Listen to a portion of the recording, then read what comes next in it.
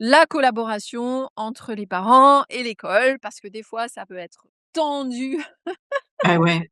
à travers le carnet, de liaison, voilà. D'abord le danger que l'on rencontre, hein, même nous, c'est que aussi bien parents qu'enseignants, ils peuvent parfois, se sentir jugés, épuisés, incompris, alors que l'enfant a besoin, d'une alliance, hein. Il a besoin, d'être en équipe avec les enseignants et avec les parents. Mmh. Il a besoin d'un langage commun, que tout le monde parle de la même voix et mette en place les mêmes choses et avec des adultes qui coopèrent entre eux et qui ne Ouais. sont pas en opposition parce que d'un côté il y a l'école, d'un côté il y a la maison. Non, on a le même combat à mener et au contraire, plus on est en adéquation et plus ça va aider l'enfant puisque encore une fois, on est les adultes modèles, les adultes référents et l'enfant, il a besoin de ces repères-là, c'est vraiment Mmh. extrêmement important. Donc, encore une fois, hein, on ne pourra pas rendre ses enfants sages. Ça, jamais, hein. Ils sont comme ça et en même temps, ça fait, tout leur charme, aussi Ah quelque ouais. part, hein, parce qu'on sait qu'ils vont être hyper réactifs, ils sont jamais les derniers à participer, voilà. Mais par contre, notre objectif en tant que parents et en tant qu'enfants, c'est de leur permettre d'apprendre sans se sentir constamment en échec, parce que c'est quand même ce qu'ils ressentent la plupart du temps. Donc ça, vraiment, cette coopération entre l'école et les parents et donc ce qui suppose de bien comprendre le mode de fonctionnement TDAH.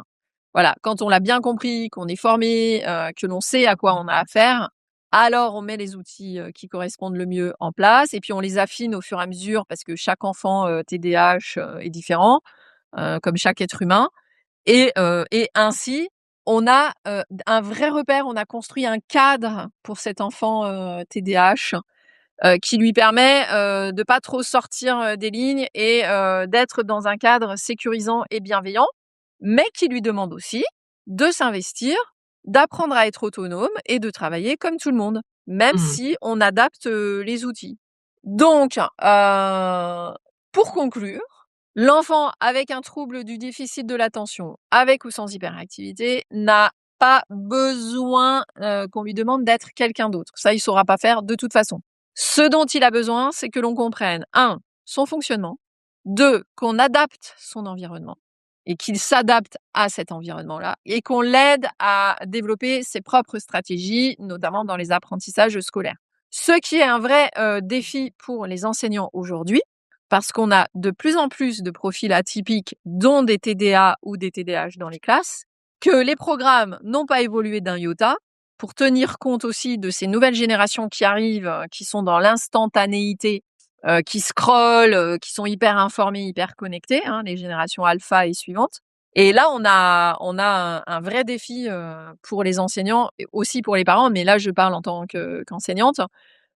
Comment allons-nous pouvoir adapter à ces enfants atypiques, parce qu'on en a de plus en plus en classe et pas que des TDA, TDAH, adapter, la pédagogie, les outils et les programmes si les examens, le mode des examens, les modalités des examens et ce qu'on leur demande de valider n'évoluent pas non plus. Moi, c'est la vraie question que je me pose en tant qu'enseignante. Je ne suis pas la seule, on en parle très souvent avec, les collègues et donc pour les parents et pour les enseignants, quand, on porte un nouveau regard sur cet enfant TDAH, c'est-à-dire c'est pas un enfant qui ne veut pas, hein, c'est un enfant qui ne peut pas et qui a besoin d'aide, on voit donc que c'est un enfant finalement qui lutte pour réussir et notre première mission, en tant que parent et en tant qu'enfant, c'est de lui donner les outils pour que cette lutte, elle mène à la réussite et que ce soit moins un combat de tous les jours pour ses enfants, que ce soit à l'école ou à la maison. Notre prochain sommet Faire agrandir arrive bientôt. Je vous invite à cliquer sur le lien ci-dessous pour recevoir toutes les informations pour y participer.